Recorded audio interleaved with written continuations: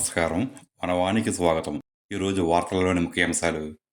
అల్లూరి జిల్లా అడ్డతీగల మండలం డొక్కా సీతమ్మ భోజన పథకాన్ని ప్రారంభించిన రంపచోడవరం ఎమ్మెల్యే మిరియాల శిరీషదేవి.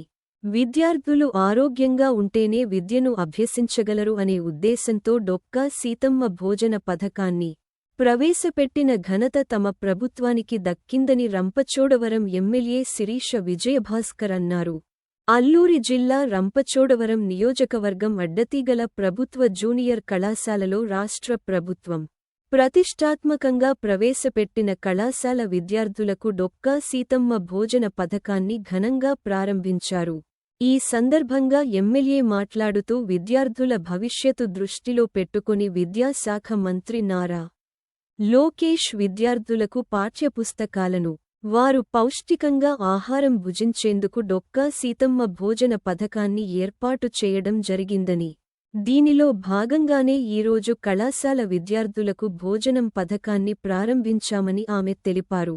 కొన్ని మండలాల్లో కళాశాల ఒకచోట వసతి గృహం ఒకచోట ఉండడంతో భోజన విరామ సమయానికి వసతి గృహానికి వెళ్లి రావడానికి ఇబ్బందిపడి భోజనం చేయడం మానుకున్న సంఘటనలు ఏజెన్సీలో తాను చూశానని నేటి నుండి వాటికి స్వస్తి పలకడం జరుగుతుందని ఆమె తెలిపారు.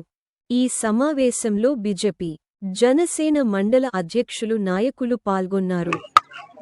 ఈరోజు కేంద్ర రాష్ట్ర ప్రభుత్వాలు అధికారంలోకి వచ్చిన 6 నెలల్లోనే విద్యార్థులకు వారి యొక్క భవిష్యత్తుకి విద్యా విధానాల పట్ల సరైన అవగాహన, అదేవిధంగా ఆరోగ్యాన్ని అందించాలనే ఉద్దేశంతో మన నారా లోకేష్ బాబు గారు, విద్యాశాఖ మంత్రి గారు వినూత్నమైన నిర్ణయాలతో ముందుకెళ్లడం జరుగుతుంది. దానిలో భాగంగానే ఈ అధికారంలోకి వచ్చిన 6 నెలల్లో ఎప్పుడు లేని విధంగా ఇంటర్ విద్యార్థులకు పాఠ్యపుస్తకాలు, అదేవిధంగా ఈరోజు డొక్కా సీతమ్మ గారి మధ్యాహ్న బడి భోజన పథకాన్ని కూడా ప్రవేశపెట్టడం జరిగింది. దీనిలో నిజంగానే ఎక్కువగా నష్టపోయే చాలా మంది పిల్లలు ఉన్నారు. ఎందుకంటే కాలేజ్ ఒక దగ్గర ఉంటే హాస్టల్ వేరే చోటు ఉంటుంది. వాళ్ళు కడుపు నిండా అన్నం కూడా తినకుండా ఉన్నటువంటి పరిస్థితులు. ఎందుకంటే వాళ్ళు ఆరోగ్యంగా ఉంటేనే సరైన విద్యను అభ్యసించగలరు. దానిలో భాగంగా ఈరోజు మన కేంద్ర రాష్ట్ర ప్రభుత్వాలు, కేంద్రం సగం అదేవిధంగా రాష్ట్ర ప్రభుత్వం కూడా సగం వేసుకొని డొక్కా సీతమ్మ గారి యొక్క మధ్యాహ్న భోజన పథకాన్ని ప్రవేశపెట్టడం జరిగింది. దీని ద్వారా నిజంగా ఇంటర్ విద్యార్థుల యొక్క భవిష్యత్తు ఉన్నతమైన స్థానంలోకి వెళ్తుంది అనేసి మేము అందరం కూడా ఖచ్చితంగా చెప్పగలము. ఎందుకంటే ఇది మంచి నిర్ణయం. ఎవరైనా కడుపుకి అన్నం తింటేనే కదా ఆరోగ్యంగా ఉండగలరు. అదే ఉద్దేశంతో డొక్కా సీతమ్మ గారు మనకు తెలుసు, తూర్పు పశ్చిమ గోదావరిలో ఎవరైతే ఆకలితో ఉన్నారో, వరదల సమయంలో నష్టపోయిన వారు, అతివృష్టి అనావృష్టి వల్ల నష్టపోయిన వారికి నిత్యం అన్నం పెట్టేటువంటి మహాతల్లి మన డొక్కా సీతమ్మ గారి పేరుని ఈ యొక్క మధ్యాహ్న భోజన పథకానికి పెట్టడం ద్వారా ఈ యొక్క పథకం పట్ల ఎంత చిత్తశుద్ధితో మన ప్రభుత్వం ఉన్నదన్నది కూడా మేమందరం తెలియజేస్తా ఉన్నాము. అదేవిధంగా గతంలో చూస్తే గత ప్రభుత్వం గుడ్లకి 200 కోట్ల రూపాయలు బకాయి పెట్టింది.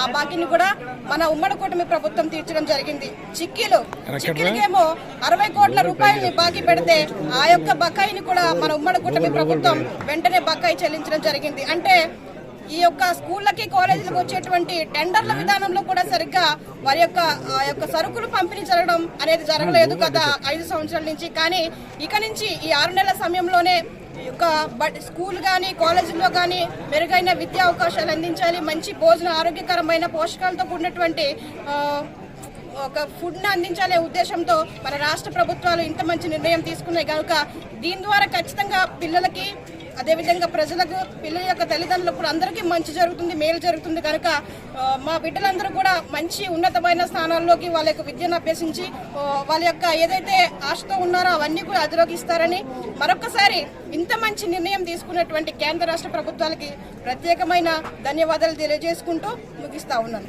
నమస్కారం.